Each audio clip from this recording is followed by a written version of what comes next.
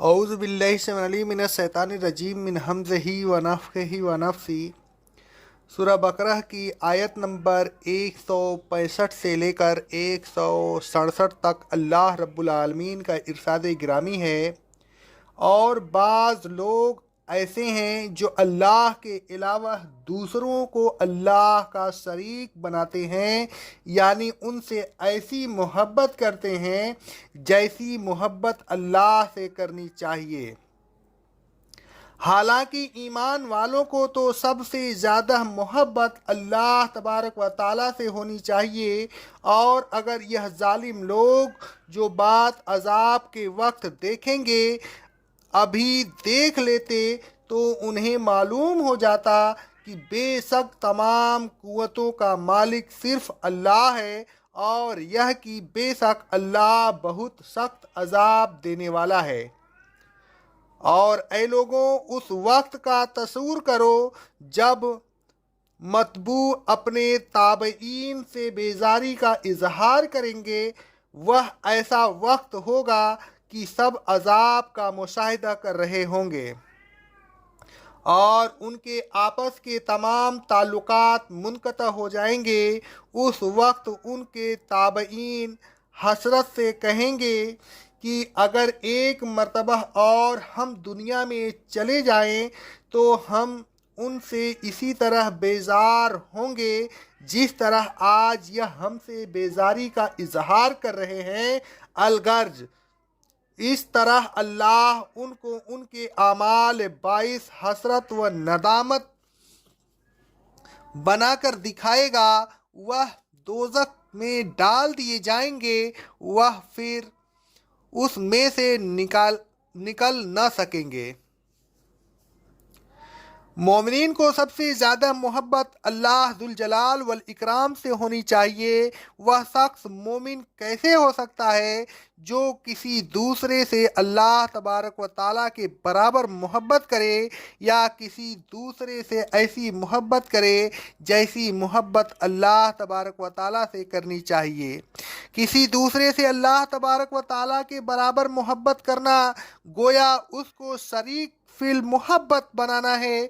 अगर किसी दूसरे से मोहब्बत करनी है तो अल्लाह तबारक व ताला के लिए करनी है। अल्लाह तबारक व ताला से जिस शख्स का जितना ज़्यादा ताल्लुक़ होगा उसी कदर वह हमारी मोहब्बत का मुस्तहिक होगा। अल्लाह तबारक व ताला का सबसे ज़्यादा ताल्लुक़ नबियों से होता है, लिहाजा मखलूक़ात में सबसे ज़्यादा मोहब्बत नबियों से होनी चाहिए। नबियों में सबसे ज़्यादा ताल्लुक़ अल्लाह तबारक व ताला का रसूल सल्लल्लाहु अलैहि वसल्लम से है, लिहाजा हमें मखलूक़ात में सबसे ज़्यादा मोहब्बत नबी करीम सल्लल्लाहु अलैहि वसल्लम से होनी चाहिए।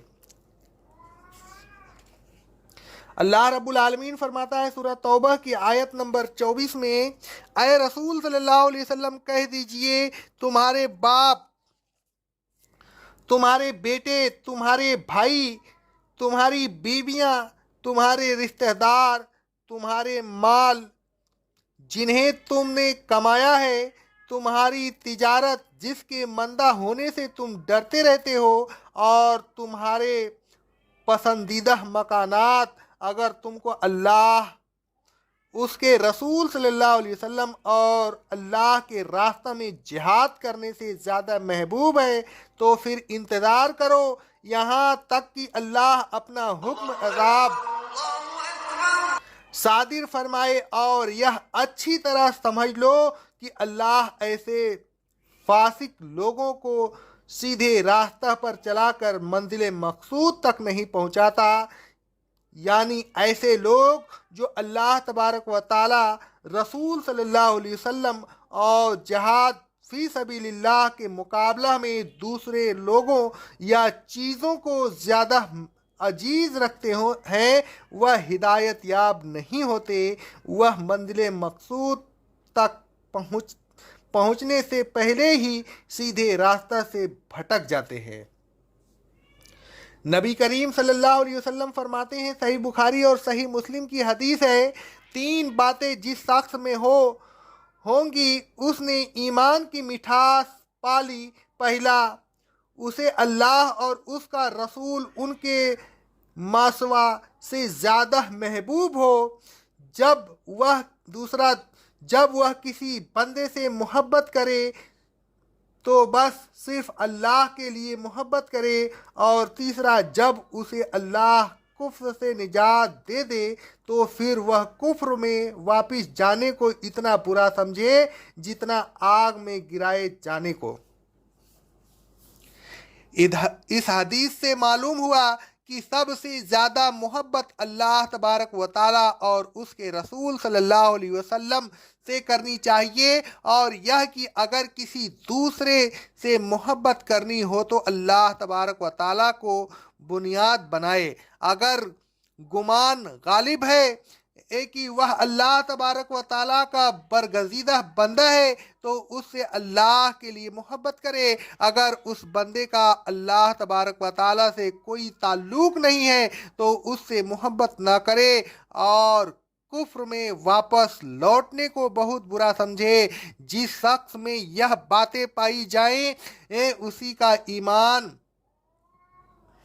मीठा होगा, वही ईमान की ये हलावत और चाशनी का मज़ा पाएगा। और जिस शख्स में यह बातें नहीं होंगी उसके ईमान में कोई मिठास नहीं होगी, उसका ईमान बेकार और नाकारा होगा। अलगर्ज सबसे ज़्यादा मोहब्बत अल्लाह तबारक व ताला से करनी चाहिए। जो लोग दुनिया में दूसरों से अल्लाह तबारक व ताला के बराबर मोहब्बत करते हैं और फिर उन्हीं के हो जाते हैं, वह लोग उनको अपना मरकज मोहब्बत ही नहीं मानते बल्कि अपनी उम्मीदों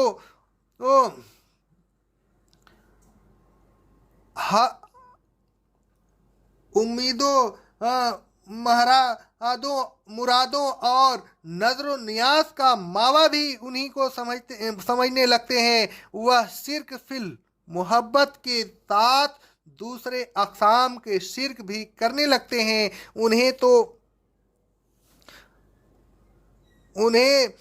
तो वस्तूत का मालिक मोहताज और मुतान समझने लगते हैं। ऐसे लोग जब मैदान महशर में पहुँचेंगे तो उस वक्त उन्हें मालूम होगा कि तमाम कुव्वतों का मालिक तो सिर्फ अल्लाह तबारक व ताला है, और यह कि अल्लाह तबारक व ताला ही सख्त अजाब देने वाला है।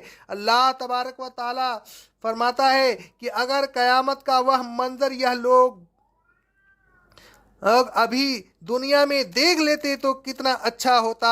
यानी अपने ईमान व ऐकान आन को कुव्वत के साथ क़यामत के होलनाक मनाजरा का तस्वुर अपने जहन में बिठाते। क़यामत के होलनाक मनाजरा का बगैर ख्याली का अपनी रूहानी आँख से मुशाहिदा करते तो दिल की दुनिया बदल जाती। हालांकि सुधर जाते ते शिर्क और दूसरी बदआमालियाँ छूट जाती। फिर न यह गैरुल्लाह से अल्लाह तबारक व ताला के बराबर मोहब्बत करते और न उनको कुव्वतों का मालिक और मुरादों का बरलाने वाला समझते। लेकिन अफसोस है कि यह लोग दुनिया में ऐसी बातें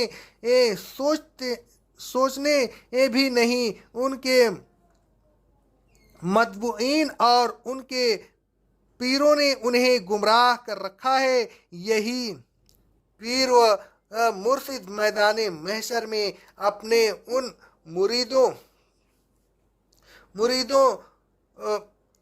पीरी मुरीदी करने वालों से बेजारी का इजहार करेंगे। अल्लाह तबारक व ताला फरमाता है सूरह अल कसस की आयत नंबर 63 और 64 में, जिन लोगों पर अदाब का हुक्म साबित हो जाएगा तो उस वक्त वह कहेंगे, ऐ हमारे रब, यह लोग हमें हैं जिनको हमने गुमराह किया था। जिस तरह हम खुद गुमराह हुए उनको भी गुमराह किया। अब हम तेरी जानिब में उनसे बेजारी का इजहार करते हैं या हमारी इबादत नहीं करते थे। और जब मुशरिकीन से कहा जाएगा अपने शरीकों को बुलाओ, वह बुलाएंगे लेकिन वह शरीक जवाब न दे सकेंगे, तमाम ताल्लुकात मुनक़ता हो जाएंगे, हो चुके होंगे। ये जवाब कैसे मिले? अब तो वह अजाब को अपने सामने देख रहे होंगे और यह तमन्ना कर रहे होंगे एक काश वह हिदायत पर होते। अक़ौलु क़ौली हाज़ा अस्तग़फ़िरुल्लाह अस्तग़फ़िरुल्लाह अस्तग़फ़िरुल्लाह।